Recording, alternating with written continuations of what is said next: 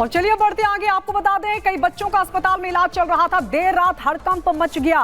पूरा अस्पताल प्रशासन शिशु वार्ड के चक्कर काटने लगा। स्वास्थ्य विभाग के भी हाथ पांव फूल गए। अब कहां और क्या हुआ ऐसा जिसके बाद स्वास्थ्य महकमा थर-थर कांपने लगा, इस रिपोर्ट में देखिए।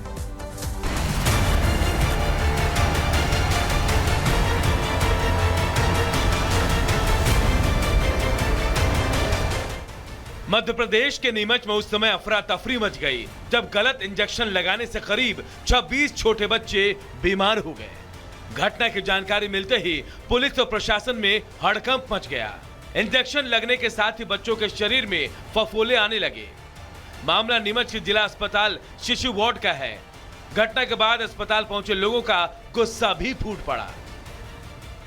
बच्चे यहाँ पे भर्ती है अस्पताल में और 26 बच्चे उस पर परेशान हुए, फूले फफोले फुंसी, एकदम उनको उल्टी हुई, उनको बुखार आया और एकदम फफोले हो गए।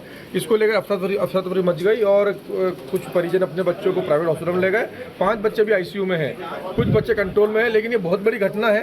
एक साथ 25-26 बच्चों को एक साथ तबीयत खराब हो जाना निश्चित है कि ये अस्पताल प्रशासन की घोर लापरवाही है। बच्चों की तबीयत खराब हुई तो आनन फानन में 6 बच्चों को आईसीयू में भर्ती कराया गया। 3 बच्चों को परिजन प्राइवेट अस्पताल लेकर चले गए।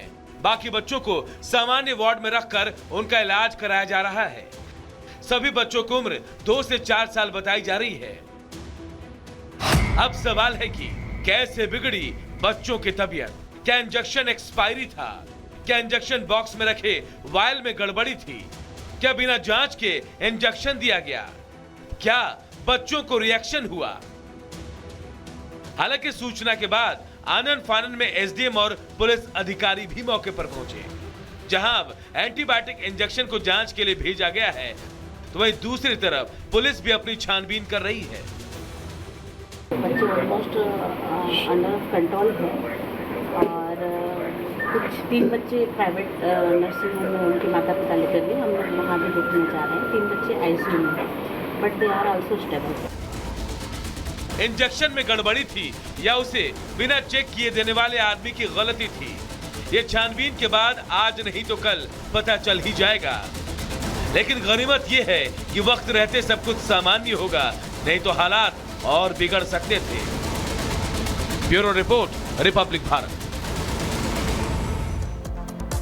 और इस साल आसमान से बेहिसाब पानी बरसा। पूरा हिंदुस्तान पानी पानी हो गया। चाहे पूरब से पश्चिम तक की बात हो या उत्तर से दक्षिण तक, लगातार बार और बारिश ने हाहाकार मचाया। और इसी कड़ी में आपको बता दें, बिहार और नेपाल, सितंबर का महीना खत्म होने को है, लेकिन बिहार और नेपाल में लगातार जो बाढ़ है वो अपना रौद्र रूप दिखा रही है। रिपोर्ट देखिए।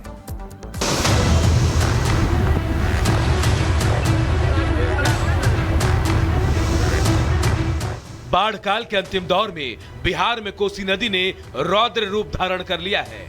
वजह है नेपाल के 56 जिलों में हो रही मूसलाधार बारिश, जिसकी वजह से नेपाल की सारी नदियां उफान पर आ गई है और इन नदियों का पानी अब बिहार के कोसी में आ गया है।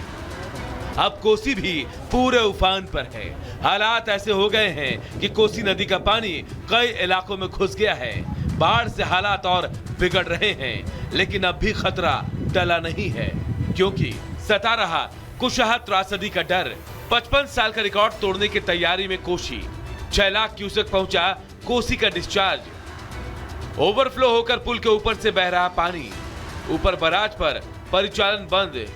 इधर नेपाल में जल प्रलय की वजह से आए बाढ़ और लैंडस्लाइड की वजह से अब तक 59 लोगों की मौत हो चुकी है। यह आंकड़ा और बढ़ सकता है, क्योंकि लैंडस्लाइड वाली जगहों पर रेस्क्यू ऑपरेशन चलाया जा रहा है। नेपाल में अब भी जोरदार बारिश हो रही है और इसका सीधा असर बिहार के सुपौल, सहरसा, मधेपुरा, दरभंगा, मधुबनी, खगड़िया, कटिहार और भागलपुर पे पड़ेगा। इन इलाके के लोग भी जलस्तर वृद्धि का असर झेलने को मजबूर हैं। कोसी में बढ़ते पानी के फ्लो को देखते हुए प्रशासन अलर्ट मोड पर है। जिलाधिकारी खुद पूरे हालात की मॉनिटरिंग कर रहे हैं। बाढ़ प्रभावितों को ऊंचे स्थानों पर जाने को कहा गया है। 2000 से अधिक सूखा राशन पैकेट तैयार कराया गया है। डीएम ने बताया कि कोसी के अभियंताओं के साथ वो खुद भी तटबंध की निगरानी के लिए रात में निकलेंगे। सभी जगहों पर प्रशासन और अभियंताओं को अलर्ट पर रखा गया है। प्रशासन किसी भी स्थिति से निपटने के लिए तैयार है। वैसे आज का दिन बेहद अहम माना जा रहा है। अगर नेपाल और पहाड़ के बीच बारिश नहीं रुकी तो बिहार के कई इलाके पानी में डूब जाएंगे। ऐसे में माइकिंग के जरिए लोगों को अलर्ट रहने को कहा जा रहा है।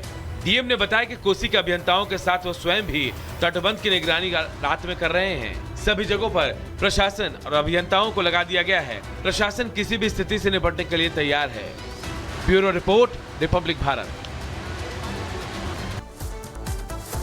और अब आपको दिखाते हैं पीटीआई की फाइट। शाहबाज ने काटी लाइट। जी हां, पाकिस्तान के पीएम शाहबाज शरीफ एक देश से दूसरे देश कटोरा लिए फिर रहे हैं। कुछ देशों से उन्हें भीख के नाम पर आर्थिक मदद भी मिल जाती है, लेकिन पाकिस्तान के हालात देखकर सवाल ये उठता है कि आखिर इतनी सारी आर्थिक मदद जाती कहां है? क्योंकि जनता तो अब भी महंगाई का बोझ उठा रही है, महंगाई की मार अभी भी झेल रही है और विरोध करने पर उन पर पत्थर भी बरसाए जा रहे हैं। आइए पूरी खबर आपको रिपोर्ट के जरिए समझाते हैं।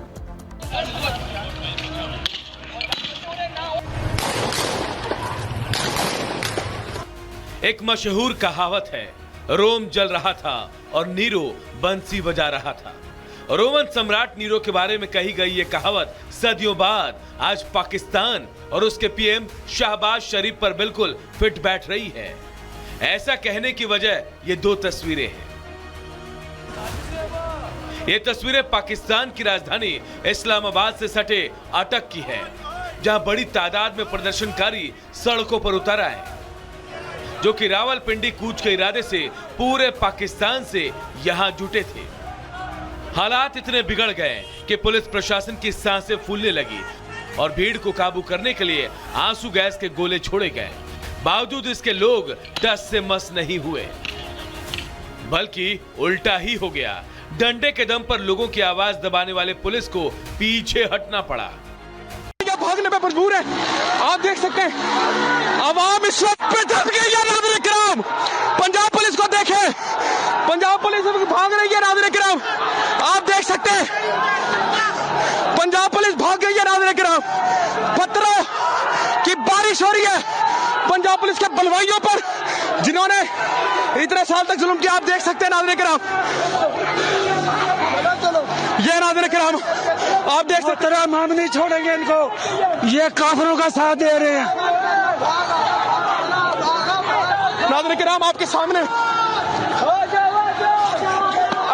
पत्थर नाज़रीन किराम आप देख सकते हैं कि पंजाब पुलिस अब भाग चुकी है। जब पाकिस्तान की शहबाज सरकार के पैर लड़खड़ाने लगे तो उसने आनन फानन में पहले हाई अलर्ट जारी किया और फिर शहर के एंट्री पॉइंट्स पर बड़े बड़े कंटेनर लगा दिए। तो दूसरी तरफ पाकिस्तानी फौज के हेडक्वार्टर रावलपिंडी में पुलिस प्रदर्शनकारियों के खिलाफ जमकर ताकत की नुमाइश की, लेकिन हौसले बुलंद थे और भीड़ को रोकने की तमाम कोशिशें फेल नजर आई। सड़क पर भीड़ को रोकने की कोशिश हुई तो लोग पानी के रास्ते भी रावलपिंडी पहुंचने की कोशिश करने लगे। रावलपिंडी में विरोध की आग जब आंसू गैस के गोलों और लाठियों से नहीं रुकी तो शाहबाज सरकार बड़ी ही बचकाना हरकत कर गई।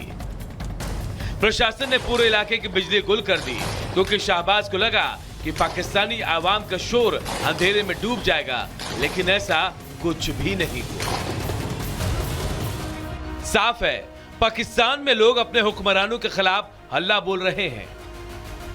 ऐसे में एक तरफ जहां शाहबाज अमेरिका में बैठकर दुनिया को लोकतंत्र का ज्ञान देने से नहीं थक रहे, तो वहीं अपने घर में इन लोगों का दुख दर्द सुनने के बजाय उन पर हो रहे जुल्मों पर चुप्पी साधे हुए हैं।